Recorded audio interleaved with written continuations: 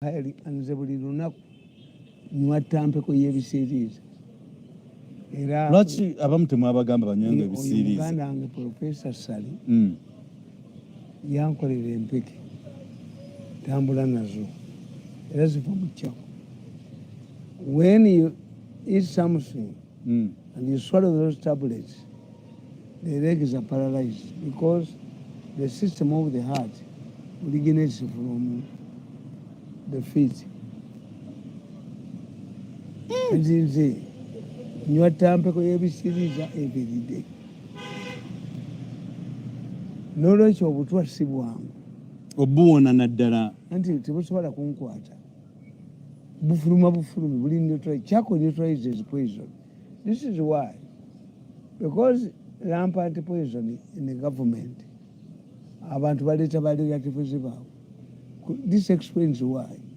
When people come to their government offices, they use close relatives. But Kadaga was almost killed by a close relative. Kadaga was also poisoned. She was also poisoned at one time? Yes. Okay. Kakati, a problem y'abantu nze mbagamba. We can tell who has done this. I can tell. The Westerners are very religious. Westerners, people from Western Uganda, are very religious. That's the result. They don't believe in witchcraft. Baganda will believe in witchcraft. The only thing is that many people masquerade. But when you get a real one like me, you pay. Western about marriage, like in Europe. When the politicians are fighting in Europe, they use newspapers, scandals, revealing scandals. This is how Westerners fight. They use scandals. And irrespectively, the way they attacked me, to remove me from office, which I left 8 years ago, is the way they have fought to everybody. Is the way they fought to be under Allah. I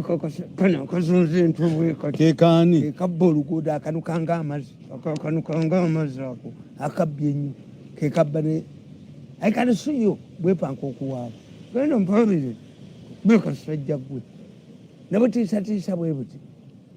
That's why I say Uganda will be worse than Rwanda genocide. Because we know people who have humiliated us. We don't want to be incited. The Rwandese were incited. But in Uganda, they have suffered for 8 years. When my children are not to go to school, one day he can suffocate me to his pants. Don't I know the person who has suffocated my family for 8 years? Do I need somebody to incite me to pick a punk? No, you don't. This everywhere. Go tamba ne Jambia yo. Anti chimu tibianda alabamu hafuwaza. As I hear him saying, I'm back to reconciliation. Reconciliation, what do you give me? You have been making money for the last 8 years. How do we calculate the money you give me in terms of reconciliation? Because me, I don't forgive. Take it in you. I will never forgive with these people. When I joined them, I had a bright future. Mama and Babu Kuba never called. Is it the way you have been rewarded? I was thrown on the Kasasi from the Jirkit. Okay. And they killed my political career. So, Nkubuli and a gum to every nationality or tribe in every one in Tarazai. Kakati Bandu, Bamaris. Our Western of Amaris. Ntikakati tunangono musajja w'emulago. They arrested him. Bamuteeka mu kkomera ne bamuta. The case is not progressing.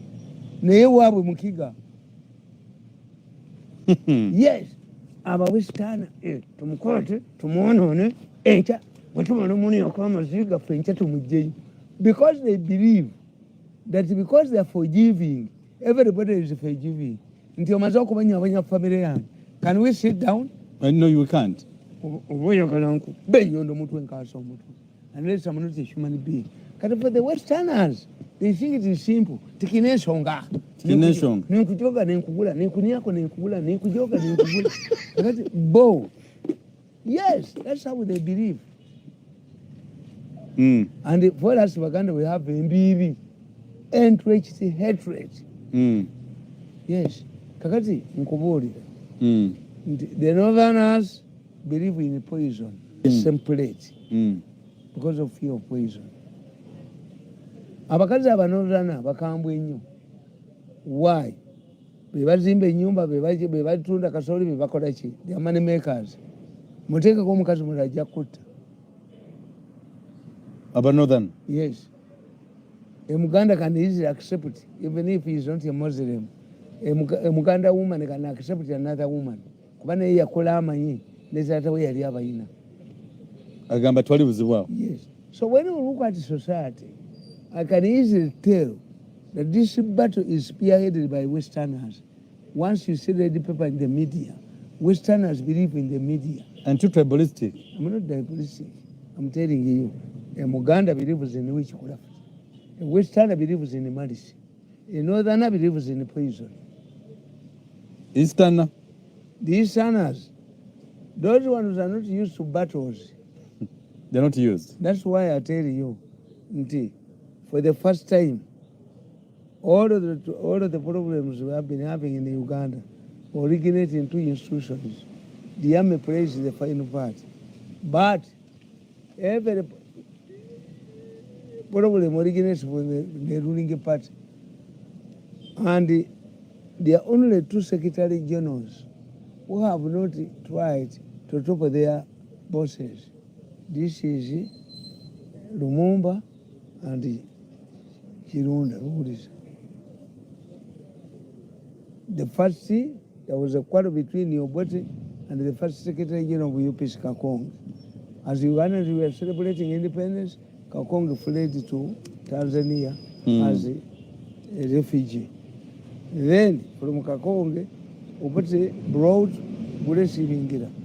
Gulesi Bingira connived with the Mango people to overthrow Obote in 66. Obote survived.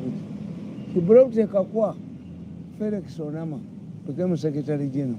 Onama connived with Amin to overthrow. Amin.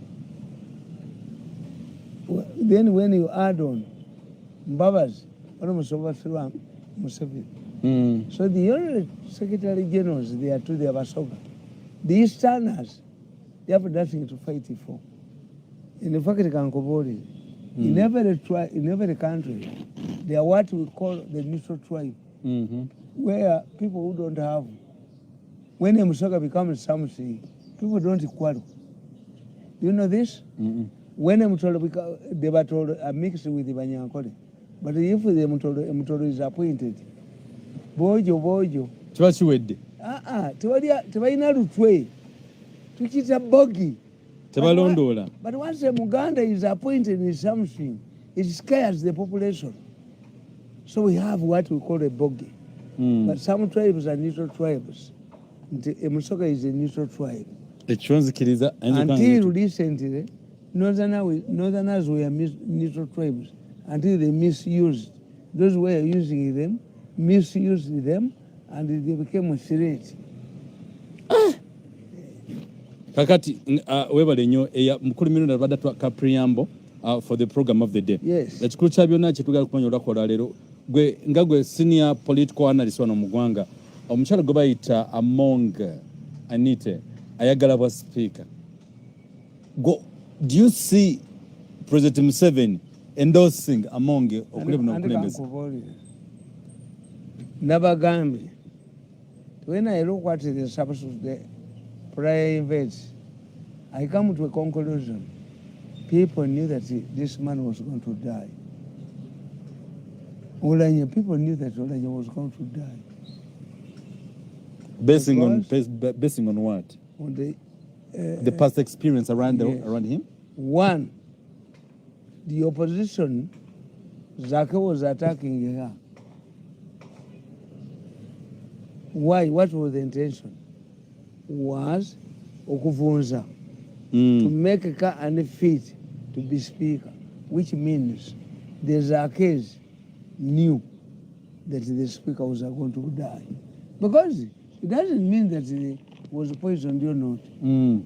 But these days, doctors will tell you, Mr. Mirundi, you have 6 months to live to organize. It's no longer stigmatizing. Even plan yourself. BMK went to Dubai with his family members. So people knew, even here, that when these poison allegations came, the president instituted an investigation through ISO, but the ISO did not report it back. She never submitted the report. So I'm telling you, we bategeera bo tebakikolera mu NRM bakiisa muzaake mu opposition kuba you cannot tell whether the name of or not. Some of these people are money makers, but bakiisa not to be suspected. That is the it depends on 3 things. Whether Museveni is going to support Among or not. 1, look at the past. Who brought Oulanyah? Oulanyah was brought by Rwabogo. Are you sure? Yes. And Nankabirwa was given 5 billion to tackle Kadaga Beyanako. Why was Rwabogo interested in the Kadaga? Rwabogo always thought that it was the Kadaga and Nachobe were giving me money. Because Rwabogo thought that he could suffocate me economically to kneel before him. I cannot. I will never kneel before Rwabogo. Even God cannot direct me to reconcile with Rwabogo. Nekatonda takisobola omulinzi ono ayina okukoma okujooga abantu. Omulinzi atujooza njoze yangoba mu State House mu 2014 naga navumye nazaala we nti ngende simanyi mwa ngamba tegedde nti batta abantu ne batu nakano katabane kakajiji bungende mu president's office ninja batta ninja bakuba batta. Museveni was encouraging him to commit murder. This is why I didn't go there. For 8 years, I've not gone there in that office. And I have not attended anywhere. I went away. I went home. She's truly done. They are indicted. They must face. After this ICC, they are going for Baba Kode de Saman. Mutabani wakajiji nerwabogo bagenda. Ejogo lija bagwa mu. Baba nongo banyizemu oba. Sobola kukolagana na Rwabo. Anonya ba president. I'm reconciling with everybody. Do you know the damage you have inflicted on me? Abana basomi. Ndibu Museveni ne bwatuyita sigenda. Ne musanga tutte. Nalingena kwabikira ekyankwanza. Mbatuke. Chacho agamba nti Museveni singa akuyita nasanga Rwabojo mu kasonda. Mugenda kwenyiga. Nesanga Rwabogo. Just walk away. Rwaboga munyabunyeza ne family nze musabira buli lunaku. Naye ndi mulabako kaba ngakikanga badde bindize. You will be arrested in the future. Ngakitadde? No. Anti kati anonya ba president abunye. Anabusobola. Bamukuba. Dine gwanga. He is the most hated man in Uganda. Olaba go nakina kyempunu kijamu wangu. Empunu gena twakubye t-shirt. Nkulage. Dinda kulinda. Ngenda kulaga t-shirt z'empunu. Twakale empunu emukuba akalulu. Vote empunu 2026. Ngere kikulaga t-shirt ziwa abantu. Tugenda mu baka lukasaba jayo mututu. Tumukubya mpunu. Kakati nkugala Rwabogo yaleeta nga yalowe. Tiwajjawo katagana nakyo nja kwakwala ngene. We were here before you. I was here before government. Mwaleeta ki?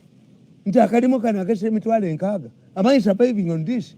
No. Oba mutwale n'akamoto kakamwene kimutwale kasiya bwamu. Teweguya. Omwana oyo anjoosa nnyo but he will pay. Rwabogo will pay. Nkubuulira he will pay at an appropriate stage. Ejogo lyonna ly'olina mu mutwe lijja kumuggwamu. Kati yaleeta oyo ng'ayagala ayiseewo amateeka ge. Yes. Ng'ayina amateeka ng'ayitibwa. Ne bw'oyogera erinnya Rwabogo is dented. Tewali amwagala wano. Empunu egenda musinza abalulu. Empunu egenda kuba Rwabogo. Nze njagala mulwanirire. Have you read my book? I'm going to give you my book. Yes, they give me one and read for them. I'm going to give you my book. Amen. How I am writing about Rwabogo. That Rwabogo is a Maasai warrior who is confronting his father-in-law. but me I'm encouraging him to get out. Bamube, Wabogo Tasura Kumitwari. He's a hated man in every area, has created trouble for himself. Wabogo. Can he go to Soka? Can he cut by the way, Mukurumindi, it's a good analysis. Senegal Dr. Guarantee. Rwabogo, Peregesa Oulanyah. I say, where Ngaina amendments I got to call. Rwaboga Kogam. I prefer working with the northerners. The easterners are full. Yes. The Baganda can be only used now to Jericho to become Nakake. When I went to Baganda, they say Kampala is theirs.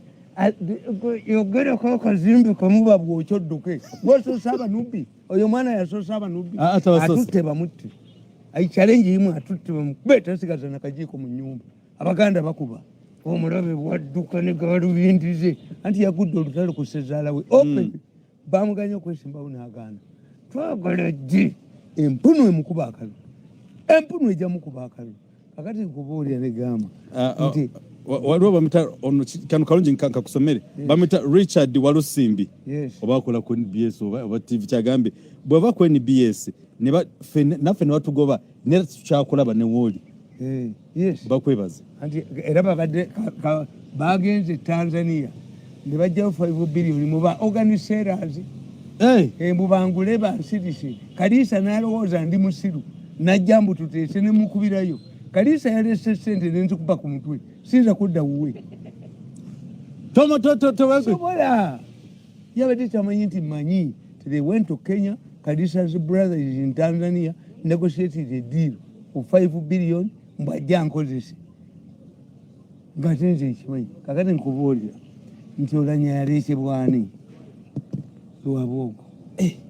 Iranga Luabogo na Kubakadaga. I want to tell you, when Bobari was just sick, a choosing between the two. Franca to Muevas, Nankabirua, Ogwanga, Ne Chiwanda, Basulante. In the morning, Batula Munyunu. Musaja Nabagabu, Muzija Kokadagambo, $1 million. Mama Kuja Kokadaga, Najakisim. Teva de Chikumi. Era Okusikira Chiwanda, Naduliarita Mwagala. Oh, Naduli didn't want to Wabogo. That's why Wabogo made sure to Nadulia vow. In that angle, I really understand you now. No, you Mubuganda one, Okumula, could nature for a state chitimba, could see. I was so good, Kataka Jamuko by Analagawa. Fogala Duke and Punu, and Puna Jamukubakaru. That's one. That's the background. Museveni realized later temukodumi wa mukoleramu. Museveni ekyamuyamba yajjanga Oulanyah balonda namu owningirawo. But Oulanyah and this man ne Chief Justice bali bani Rwabogo. Chobola bandi Chief Justice but Rwabogo yani this government. Anti yakola government mu yasezalawe nga twali intelligence organization. Nze nalowooza mbu ojja kusasula you pay maggots to come out of his anus. Omulenzi oyo bw'ali batasasudde byammwenyabwenyeza ate you never work in aka tumulinde gavumenti yasezala bweveeko atujoga lwakuba ali wano nze siridda mu gavumenti yaabwe nja kuba ebiraka mu mpale naye siridda naye mbabanja n'akwata t-shirt nezikuba nazi nina okubeera omuntu wiyo Rwabogo tali nkozesaako mu nsi okiganye tali nkozesaako basanga ninawo myaka 9 mbwinja kenda. I'm playing games with this man mugene mwabya namukuba ne mwabya kakati nkubole nti Museveni owned that man Oulanyah wawo wenyini. Museveni yajjana fire brigade yete mwichi bakola kuba there was no intelligence organization. Rwabogo ye era avuddeyo agenda kwesimba ku Sezalawe tayagala mukozi nakamu lero miso tezavudde okutulabirania nti nebyo binabyo wulya bya human rights. Rwabogo yabirimu batula ne bagamba nti balimba Museveni ne bamulimba ne bamugamba nti abanufu bagenda kwokya ekibuga. I have the recordings kakati ngobole ne gamba as we speak today. What's the situation? situation eriemu ti Museveni talina media ya Lwabogo. All media controlled by Lwabogo. Yes, kubanga kwabadde okujjako miso Museveni nange tanfuga ampadde ekibyako 8 nenyaba tamugulira ddagala. Can you control me? Nitanfuga ampadde ki Lwabogo yaŋŋaana lwaki ye Museveni abadde tampa ssente. There was a consensus in their family tumenyegerize akole consensus sisoboye. Bansala ne bansala government yansala. He went back home. Mange is a cripple bamukuba lwa Museveni. Museveni mukubirako mu ngalo. Asasula mukubirako mu ngalo Museveni asasula. He pays. Nesendera ngezemba banja. Yes, Museveni asasula mukubirako mu ngalo. Museveni tumukubirako mu ngalo. Musajja musasuze mulungi nnyo. Kakati nkugamba nti today tuyina kye tuyita imperialism. Imperialism means to somebody addira obwongo bwo, especially your media, nolowooza nti kituufu. One, learning from experience, this government lacks an organized system. Museveni talina ba spin doctors. Lwabogo yatujooga ne tudduka mukoddomi we yatujooga baani bonna ayagala kano kantu yapusa akamubba akaddira mutabani we ne kamulaga ng'atamidde. Museveni talina ba spin doctors. Okay. Let me tell you. Tell us. Then I have a question for you here. Judging from Nebanda, where they would have messed up the whole thing. Nebanda died. Why? She was at a party with her boyfriend. Ngabali smoking a weed. Enjaga nemukuba. Neje mukasaje namusula ku ddwali. What prompted Kayihura to involve the opposition? That you bring your Minister wa Museveni wa information, or your Dr. Gondi, or your Minister wa information wa Mijani. Bariomunsi. Yali medical doctor nagandi Museveni yasene abantu. Museveni poison. Your Minister wa information wekati. Oh yes, dama katwako. Bariomunsi ye yagamba President Museveni yase nebanda. Kati ye Minister wa information. I get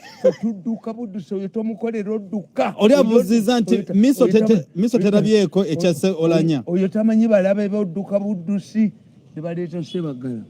Sebagala incited the population against Museveni. Natuka nembala ne bamukuba amasasi. Sebagala led a team of people to storm UNEP, and as a result 10 Baganda boys died led by Mabiki. Nti government eganya okujayo ebigezo bya Sebagala training ku university neba kimi mwana tibatolanga ku mukazi mu ddwali 10 Baganda boys badiri Museveni do appointed Sebagala minister. Miss of portfolio. Yes, he killed the people instead of charging Sebagala with the murder, causing death. Yamuwa minister. Is it the order of the day in the government? Nti ye bwati bwe yazimba ekintu era pati tuyinza muga nti omugaga tomuga nti tamanyi kukozesa ssente ze. But it comes a time nti abantu bo bademoralizing. Kakati today President Museveni ng'amaze okutegeera ebya Nebanda, Oulanyah alwalidde ebbanga ddene. They knew, as I've told you, tibaali bamanyi nti Oulanyah agenda kufa. This is how they started the smear campaign against Among. What? Yes. Zaki. Olaba gwe kankubulira bagambe bigambo bisatu. When I analyze, nimusajja mugezi. Mu politics betu ga know yourself. And the world knows that you're brilliant man. Kakati kankubulira. Bwe babuuza oba message ezo zaali zivudde ku goli ya Zaki. UCC yagamba ki? Yagamba talina kyabimanyiko. Yakati talina capacity. Where would you expect ICC to support? The deputy speaker or the opposition man? Kubala ku waliolo zanti UCC again, and who owns UCC? UCC is owned by Lwabogo. Yateka yaka ne Lwabogo ya buli kimu yakirimu yateka yaka wala akombuka amfuka ka Jacob Oulanyah kweba kutte nangoba mutabazi. Okay. Chikutegeeza nti Zaake ne Lwabogo bali omuntu ki? Zakati. Zaake taata we mugagga nnyo. Yesu. Yali ayagala Zaake abeeko leader of opposition natekamu sente ze nyingi kakati Bobi Wine bwakalikyulating over the two mpuuga Catholic Church nemuteeka bwapa Masaka Archbishop Semwogere tanafuuka nateekamu ekifuba wanje yes okay wala kuteekeka kanjagala okwoga mukulu Mirundi musajja ono tomwagala naye njagala mukoleka analysis yawandise ku Twitter yagambye bwati nti Jacob Oulanyah enfa gyafuddemu kyekimu n'ey'omugenzi ani yayogedde ono wakamwenge Franka tumwebaze what does it mean? Does what tell yatta abantu bannange ani mu Uganda atatta Franka tumwebaze is on the run nekateeka olutwe lwako nekateeka Franka tumwebaze is in big trouble has been indicted because we had that Twitter he wrote it yali akolagana n'omuyindi ono gwe basiba mu Pakistan ICC itemaze kakati oyo tumwebaze yagamba namukwata mugondi ng'agamba nti Museveni his first statement in 1986 tekyokangako n'agamba Uganda has remained an LDC in all these years. The only people that have been transformed abayima naye nga naye oyo omwana yali mu refugee camp tumwebaze kitooyo jojo yali ntera hamwe kyobula bakatemutembo nange kali kagala okunzita katemutemu nenga nkwasamye gwe kasajja era kekali mu mirambo emulago kekali esango bbe kanoonya sente kali twap Museveni yabusiba sente nentu yako paka banakakuba ne bakati what I want you to less that Twitter ojogerako kyenyo let me tell you tell us please even abaganda bagande bakachita bugande bakachitange bonna babi nawo bamubireta sasho when do you detect the poison? Because me I'm seeing a stupid argument advanced by the actually MPs. If you knew that this man was suffering from poison, why didn't you tell the nation? Yes. Two, who brought this man to be speaker? Remember, who was using Oulanyah to fight Kadaka? Tell me. Is it a succession battle we have in the parliament? Nedda nkubuulira Oulanyah abakyoli batubuulire waabwe tebafa bafa mu family y'Oulanyah tebafa bafa bakola ndagaano ki batubuulire nti Oulanyah yali wakufanga wa myaka 7 avudde waana. What do you mean, Mr. Mirundi? Yes. The plan has he died in natural death? Anti tubuduwe kate tumanyi possible era government this time Mr. Tebadeo government is going to mess up itself, has already messed up itself. Okay. Why? By the time they would announce this man is dead, Museveni would be with his family members. Kazaoba. Ukiwulira? Naye abamawulire be bamusoose tata wa Oulanyah now do you expect a man, why was the new monitor able to ring this man in his mood at this time? Museveni yali badde yamukutedde omusajja oyo knowing that his media institutions bamwita omukole yali badde naye kintu kibeerawo wakati nkugambye family baali badde naye nga bono mubwana kitebe waabo n'afa bono olugwogwo. We want our hospital, we want this. Those ones we are suspects in killing their daddy. Ono musajja w'amagye ne badda mu kuzannya ne bajokinga ne bugonga ne bugaala emimwa ne bukola butya as if it was a staged thing. The Achoris are dying in large numbers. What about we? The Baganda, we have lost many. Tortured and being thrown everywhere. But the issue is, for you, the Baganda have a proverb. Nti, bw'olaba ewali amaliba amangi ag'obuyana, kitegeeza you have a big heart. Kakati for you, because are there no people who have died in Acholi today? They are there, they're just still dying. But because your people are big, that when they are affected, you get a shock. But let me ask you, who has created these Acholis? You are talking who are being killed now. Who has created them? It's Museveni. When I went to go to Acholi, during the operation in Igulu, during the operation under Tinyafunza, Tinyefunza, I think, was drunk. He said, look what these people. They had generals, they had brigadiers, they had... Where are they? Don't you ask yourselves? I saw people who were working in the bar, nodding their heads. The people are being killed now. Even if you say that they are poisoned, have been created by Museveni. Okay. From ashes, Museveni did not create the battle between the Acholis and the Langis. In fact, by the time Museveni came, the Acholis had fought the Langis. Bali barwanagana. Obate secondary school, by Jocha, Navana, Navawan, by Acholi soldiers. Brigadier Odua was almost killed, tortured to almost death. Okay. By who? Acholi soldiers. So, in a nutshell, Oulanyah afudde nacho abadde inokufanga like any other person. That's according to you. Poisoned. What measures did you do to save him? Because the father said it. Why didn't he mention this? A Muganda will tell you that the stupid widow tells the relatives of her husband, her late husband, the cause of the late husband is death. Why don't you tell us now?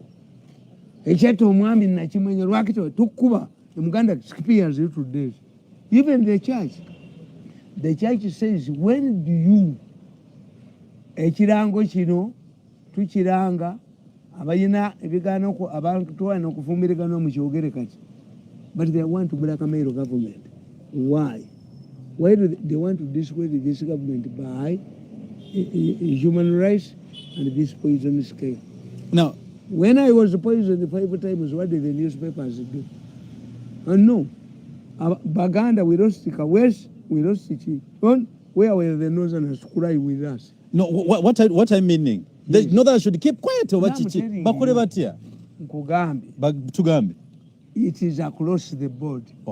Death is across the board. Absolutely. You can't read the book called The Great Ponds by Alecha Ahmad, a Nigerian novelist. Balo was antibarwanira bitiba. And the man was prophetic. Kubanga sirimu apa mu bitiba. We call them yawandika kataba the Great Ponds. Never get okutuka mu kyaleri. Nga balowooza nti babaluka nga nabo baziika. Which means the ponds were poisonous. Ebitiba byali balwanira engero zaali zibatta. Okay. Which tribe has not lost? You tell me. All tribes have under lost. These circumstances. Which tribe? The only problem is that Uganda has another proverb, very good proverb, to illustrate the present situation. Uganda will tell you, a woman with a co-wife will never die in natural causes, from natural causes. Oulanyah katonda amuumuze mirembe. Andi nkubulira Abaganda bakuga nti ayina mujjawe teyefiira. Mu Uganda, because the government has created itself, has undermined its credibility. Even if somebody dies from COVID, there are people who did not die from COVID. COVID is omwirima gutwalengo. There are people who died in the darkness. The leopard takes advantage of darkness. We have many people who did not die out of COVID. Okay. But where COVID was used. So therefore, under the prevailing situation, even those who will die from natural causes, people will not accept it. Because the government has failed to give us a clear picture on that. And by the newspapers, all of these people are ringing me. I knew. And by the abatwa neighbors omukama Mirundi nzeze feveka bawande footage. Yes, mumuli bantu bange. Nabadde mamenyi nti banonye ekintu kimu. Where you ever been poisoned? Naganyi. Money tashimayani. When did you last ring me? Me, I'm not yawning for Kazindar. No, if I can refuse to go back 20 years. Me, I select the people because I know. But Museveni does not have a media. Media tajina. I never knew munsi. And kubulira. Where do you find the situation? Where? Nibakugamba. Kubanga we have personal opinions. Absolutely. If Muhozi has seen the contribution or Yasome revolution again, now again the Russian, even in Nyerere, supported Nigeria, Yamuchawa Nyerere. Nyerere Yawagira Abayibo, who 69 o'clock Nigeria. Nti abagundi baba munyabwe. Abasiramu. because Nyerere was a Catholic. Nyerere was headed by Nigeria, supported the breakaway, that they should break away. And Nyerere is an informed man. There are mistakes that people make. Because when I'm expressing an opinion, like a married woman, the Bagandas say, a married woman cannot speak in the parables. Timbera wapasa nalira gidde. Naye akawugulu kannimbira ddala Ssemakula. Ate Ssemakula tamwogedde. Kakati muhoozi mwana muto muvubuka abeera ne banne nga boogera. Naye olw'okuba inaako kamwenda bakagula ko kabeera kamutega. Mwenda azirolo because he is close to muhoozi is to ensure tiamujjako contradicting omuntu nabuli omuntu lwokumanya ayogeredde ebbanga ki. Okay. Bajjamu obwo tweet bajjamu obwo kubanga bamutya. Okay. Tuveewo waliwo gabayita breaking news agakangirayo essaawa zino omanye bebadde ekisubi. Kakati oyo Reverend Father bannaffe abatulaba bino byakayingirawo kati essaawa zino Reverend Father ow'ekisubi akulira Tony ndetya ku butabo Tony mbadde kyakuwulira nti Reverend Father aliganyira Deodat aliganyira headmaster w'essomero erya Kisubi Smack mutabanyi wa Bobi Wine wasomera embiranye ebaddewo weekend badde ogiwulira okutuuka paka ku Sunday n'olunaku olwaleero ekyaliwo. Finally Reverend Father ayogedde bw'ati bino bigambo bye. I'm reading them to you people. I was just following the orders, a man of my integrity, with my dignity and reputation, a leader and a parent. How could I do that to a younger boy, almost my son? All that I did, I was given orders and I did what they told me to do. Forgive me for my action that I took. What does it mean? Kakati mwete mwichimanyi. Toseka. Nenda inokuseka. Ati kumvoli. There is nothing between that headmaster and the student. But what you don't know, for you people, is that Muhoozi is a former is an old boy of Kisubi. They want to dissuade his school. Westerners have money. Westerners. That's what you've just said. I'm telling you. Msajja goli mugezi. About Westerners, they are malicious. Malicious. About Northerners, they are poisonous. Nebo wabwe ba eranze sikyaba ninyi. About Westerners. Bamanyi malisi. Ndi nabakolera ne Museveni yangu bangambo. Genda kwegoni. Genda ku security. So you mean they malice this gentleman? They are malicing Muhoozi's former school. Muhoozi, unlike Rwabogo, went through a Catholic school. And this can earn him votes. Nkuruma went through mission schools at Yachimota. That's why Kisubi is targeted. Eventually, the Rasi. This issue of smoking the weed has been in that school for many years. They land on Muhoozi. Omwana Rwaboko bananga atamidde obuyinza. If Museveni does not arrest him, he's muko. He will kill his son. Over the two, Museveni asalewo. Okwata Rwaboga bam komero bamu ICC. Rwaboga mu ICC. Over the two, irampandisa kantoka dawa. Mumpandikide ku Rwaboga. The lion and Maasai warriors. Yes, the Maasai warrior. Era Rwaboga ali amanga the Maasai. Yono yenyine. Rwaboga yakala kulumba mpologomere. Yakala kulumba Sezara. Read this. Rwaboga atamidde kubanga tayiza kubeerawo. Rwaboga nabagamba ajja kubeera ku ballot. Netugenda mu bafa ab'empunu. Empunu pate. Era nakwewunyize empunu. Ekibira ky'empunu. Empunu. Ngagwa ngwali ku flaga. Empunu pate. Nemirutu. T-shirt ezo zijja. Esimu yange. Dinda ko t-shirt dinda ko kuzeta sawa zino. Dinda ko t-shirt z'empunu. Bajja kungamba promoting ekibira kya Mirundi eky'empunu. Twagala empunu ekuberwa abo. Twagala empunu emusinzo obululu. twagala empunu omusinza obululu kano nedda wano kino tokinyonyodde bulungi ekya reverend father gonga musajja omukatuliki ekyakyefa lwaki amanyira buli kintu. Let me tell you, are they targeting all Catholic schools? Luabogo has a lot of influence in the Ministry of Education. Have you seen him intervening where schools have been banned? No. But he has a lot of influence. In fact, 90% of the activities in the Ministry of Health, in the Ministry of Education are blamed on him. But you see, Bobi Wine was right to attack the Reverend Father. Yeah, but yeah, Bobi Wine abadde tamanyi musajja wa. The target is where Muhoozi did. Okay. His A and Olive. Batajetinga essomero liri lwa Muhoozi. Naye Museveni bwana batakuterwa bwogo n'amuwa ICC. First of all, he's indicted. Museveni akwatibwa bwogo amukwa abazungu bamutwale. Yes, kuba Lwaboga ajja kuba omwana wa mumalewo. Nidde Museveni omuwala bwe ali muwa abasajja Lwaboga yakwatibwe. Lwaboga akwatibwe bamuwa ICC ndakano katumwebaza nako kali indicted. Abaana 14 But tumwebaza ezi statement etulese mu shock okutugamba nti Oulanyah afudde nga Nobert Mayombo bwe yafa. What does it mean? Do they have influence in all this? Mwenda baagala okweteeka ku Mayombo. Mayombo was not a killer. Mayombo was not a thief. You were a killer. Tumwebaze were involved in organic cases. Nake kali kagala kunzita. Hired thugs to kill him. Nali ngenda kusamya ewakajiji basamye. Nengenda kasamya kakavuga.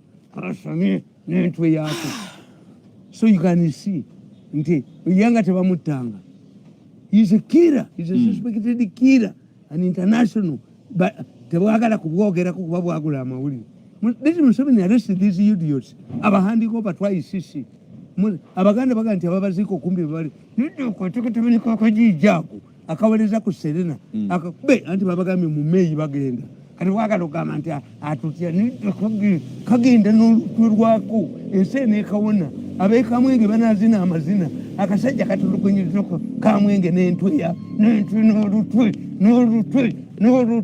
n'olutwe kalina kagira kakagezako okuzita emirundi eki nkasamize wako ku makya nali njagala nkasami kakeze ku makya nkasami kati ebigali byo nga bikola n'ekya nkasamye nga nayagadde nkasami lindako okubasamya linda gavumenti eri mu koonejje kakati ako katumwebaze Museveni abakoledde ekisa tiyetayogera newspaper baziwa 10 billion nakano n'obutu wako n'obutu nako mwikali kekabadde kabba ssente Lwabwogo is indicted with many guns doctors Dr. Wawuya and Weyomba were trained in Hague. Kakati bati era mu kino njogerako nembagamba nti Museveni ensobi gyakoze nti bano abasajja bano ba Lwabwogo kano kafulumye leero nembaga nti abasajja bano Lwabwogo ye ekizibu kyayina nti Museveni bw'anaamuga nti otta abantu obayiwa bakuyina Lwabwogo ajja kugamba bulijjo nga tokola ki bulijjo nga toyogera. Aha. So n'olwensonga eyo so ekyo kimaliza ng'ogamba nti Reverend Father they just malice him. But one thing I've loved from him and I appreciate this lady the field who's called Be Nice ali mu field afunye this article eri mu New Vision n'olwolwa leero ng'agamba nti one they wanted to say that this man Bobi Wine is a marijuana smoker. That's their thinking. And that his kid inherited it from his father. The time of maligning Bobi Wine has gone. They use the Kusasiras who are now fighting them.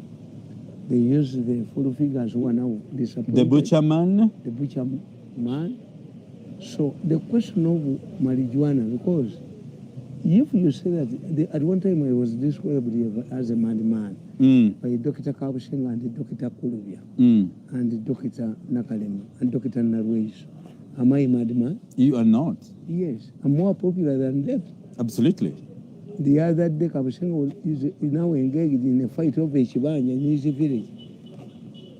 Bamwandike ko na yachimanyi. The village, all the vehicles Have you seen him attending harvest money? No. These were his initiatives. So God punishes these people, but quietly. But I'm telling you that they are targeting Kisubi, St. Mary's, not because of Bobi Wine, but this is a school which Muhoz attended. And I like Rwabogo, because you see, for me, I analyze issues. How can Rwabogo get votes as an antagonist everybody? When you sack a natural, influence the sacking over natural and the Kadaga. And he has been all along fighting Kadaga. Kadaga was poisoned. Kadaga was always being fought by this man, Barieku. I'm a minister in the mama's office. Mama, because this man in Rwabogo.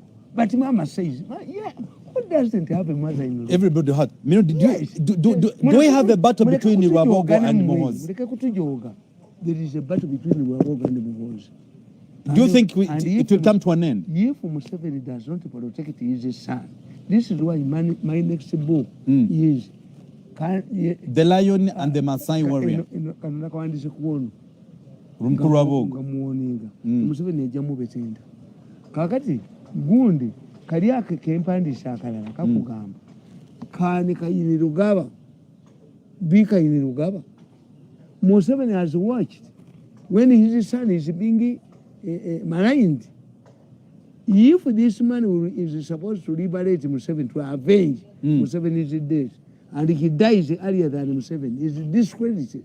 Because their strategy is, you discredit Museveni, so that Museveni lacks the credibility of anointing a successor. Okay. At the same time, they are also implicating Muhoozi in allegations of human rights. So that's why the Americans are interested in auditing the rights of women. Is it the first human rights commission activities? No. So Rwabogo is fighting tooth and nail to ensure that even Muhoozi is indicted like him. Okay.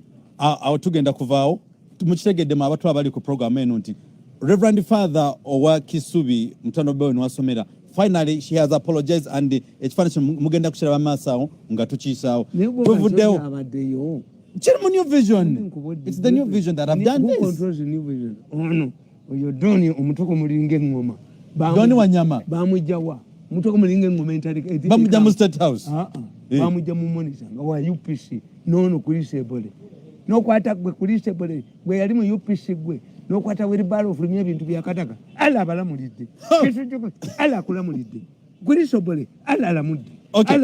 Tugendako ewa speaker gobayita Among. Munakoma okujoga abantu. Mujjakoma okunyanga abantu ku mitwe. Aba bakoledde. Okay. Nokwata wiribalo n'ofulumya ebintu bya Mukulu Mirundi tugendako ewa Among finally he has resigned as the deputy speaker of the Republic of Uganda. Ayagala bwa speaker. Naye we are so surprising that ebintu byakola it's not worth her to be the speaker. Why is it so? Why do we have this government? It is true. Yabiwandiise nkusomerako byakoze olwaleero. Birala. Tension. Waliwo vice president wa America yagenda mu nursery school okuwandika ekigambo tomato yakigatako tomatoyi ngaloya. When people are looking for you, yes, Bush used to make a face nga akuba luzungu olufu kuba baba kutunuulidde. Kakati when you look at this woman, you can easily make a mistake. Namwita twin brother. Stupid Kavuma. Yali Chief Justice. Waliwo yasoma ekigambo ko nakisomanga corpus. Members of the diplomatic corpus. Ninga is a judge. Kakati if you start arguing, any of us will make a mistake. And we do make mistakes, which is normal. Omukazi ono bwagante my twin brother ye atakitudde mu luzungu abadde batuleeta olunaku lumu tubadde nga balongo. This is a message. Tubadde nga baki balongo. Yes, tagamba nti yazalibwa ne maama we. Don't look at it as literary meaning. No. Ye abadde ako abakyayegezaako okugamba inseparable twins. We came together, we have been working together. There was no bad blood between Among and Oulanyah until these people realized that Oulanyah was going to die. And after realizing that Oulanyah was going to die, they started maligning, smearing Among, so that the two can go together. Among yaliwani yaliwa lwabogwa amundu tebamufaako lwabogwa ye yali kukimukuba kadaga naye olinyangako ebusoga mu Buganda otuyisembwa tuyita mu kibuga kye olinyangako mu Buganda ebusoga tojja kulinnyayo eno mwankole obabbi amata obabbi naye bajja kuleeta nga tolinnyo kati obulwana abujjawo. I look at this young man every day. Do we see Among where katukusimba kichi kachimpunu mukuru Mirundi? Do we see Anita Among leading us to the Among as taken as a we create politics is for yabachi politics is for risk takers. Among knows nenga bali broker. Among knows if I don't stand for speakership, I must raise my stakes, because she knows the party structures. When the movement caucus sits down, they will sit down. Get to do lero. Bajja kulonda mwana. Bajja kulonda mu. Kubanga Museveni afunye omukisa. Ti Museveni is a lucky man. Lwabwo yamuleeta muyisizemu ebitosi bino bino mbadde mulaba. Tebayitemuka ayitemuka mole kubama yita ina waita tuyiwa abantu nadduka ne factory bene babwocha taina wajja kuyita wana ne bwanzita anzita kumacha mutalwa gulo twamwetege badduka ne mpale azijemu ne kalisa kakati nkubole this woman says why are you not going to, don't you need the promotion nange bali bangamba bayino bujozi mbonze doni antu nalinja kuba mulezi kwe nalinja kuba Tanje kuba kisajja gwo. No. Kakati ne gavana wa Bank of Uganda mbuye balete kajina. Balete niyo nimwe abajoga abantu mwafa makaki. Okay. Balete kajina atabaddeyo. Chamwe obabyamwe mu byogere. This leading pages for such a people. Kakati omukazi ono abadde deputy speaker. When the speaker dies automatically. It's not by constitution he must apply and he must resign where he belongs. Kakati mumume ategeere nti muli bajozi. Muli bajoze nange kanakale makale kansenikera kempali. Masanya ngana mbumbere wantu. Nolinja batta. Nolinja bakuba. Bakubidde emyaka mwenda naye mbafiiriza buli kimu. Kwagala kunjoga. Ejogerero mbunyiza kubeera wansi wa donna. Bwere wabugugugwana. Gwe nalama yambadde ayinenga toza ezabudulu ezisaba enkuba kano kati mwebaze kano nakalaba kano kolumu. I've been a rich man myself. Nobody has ever seen me as a poor man in Mauli. They've just organized. You mean you're also malice by Westerners? And nabo benyini omusajja wemulago katolaba bitambula si papa ndi atomedde abantu akola ki. Is he doing these things for the first time? He has done it before. Yes. I think abaserikale balina special forces abamu 7 lessons bazijjawo. Was he hiding them because soldiers are not in knickers and underwears? Knickers hide. Don't you see mine here? Yes. Government security is seen everywhere because you are seen. Now, why kakati babatete bamulaba nga avuga emotoka okutali namba. Bodo mulaba. Kana simanyi kale ne mugisa kayino olutwe nako kakulira mu refugee camp bakaguze bajja butta njagala batandika bobo amawulire obo baba bwasa omutwe bakulu byaba basa emitwe babagula bugule. Ochola has ordered. Ochola, have you been sleeping? This man drives car with non-registered numbers. Two, this man is escorted by soldiers. He does not stop at roadblocks for the last 5 years. When he is a traffic case handled by Damulira, and in other ways, no reason no kubanga bamuwa sentence naziria ayagala amusibe.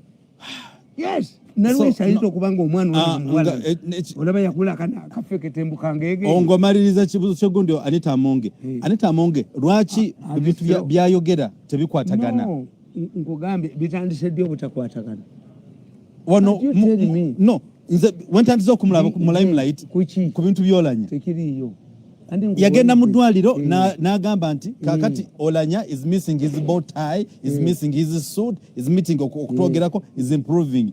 The next day ali mu lumbe naye yagendayo si dokita oyo omukyala yagenda ewa zaake nabaga nti zaake is in a good condition ekigeza gyemizeejo eyo speaker gwe twetaaga tuwabuzaako she's not a medical doctor bwe muba mwagala ndi mulalo akasajja ako kajiji bali mu bane bamutanga oli mu kikakugamba oli mulalo kajja ko programu za kajiji bali mu toli mu komera kasajja gwe nkubuuliza nekaleego olupe kakagezaako kunsa emirundi ezi njakasamiza mbulizi mujjakera kubakyanga nkasamiza bakali ddamu okuneereekako kakasamye wakajiji ngaliyo ekikuumi nkajja bwankuba obwo bwabukedde mulalo bayise nyina nenkwata kulubi nekwata kugwe kulubi sanga ku mukolo oli mufu etusingagana ne kulubi ku mukolo yala jalalo bikomao bakola nti they identify samusomolosi ne bagikuteekako oba lwaki mwalonda omulalo abeere deputy speaker olisi mulalu just butamanya no the truth remains bwoba tomanyi oba tomanyi nemukozi mbadde mukola ne Bobi Wine taperforminze bulungi nnyo aperforminze bulungi yes why kuba nti mugezi nedda luli mwali mu bukuba uhuru taperforminze bulungi mu ngeri ki andi kubuulira nkugambe ne bwaba mugole ne bakuga nti ayina embaliga buli amutunulira alaba mbaliga muhozi is highly intelligent kale autuve wa muhozi mbiulidde ewa muhozi tuveyo kakati tujja kwa Among muli baki buno wamundi ta obwali bukamula ebyenda wali mu lufula ya state council bwali bukamula byenda ne bufuuka obwa mawulire what's your performance muyina kimu mwoba mawulire muyina ki busula na mizigo oba mutebina nanda weza abituli who are you to judge people nanda weza abutuli wano babugalidde obwa mawulire ne babugalira nga tewali gunti wali boda bubadde butambuza bigere obalanga buli gunti they have never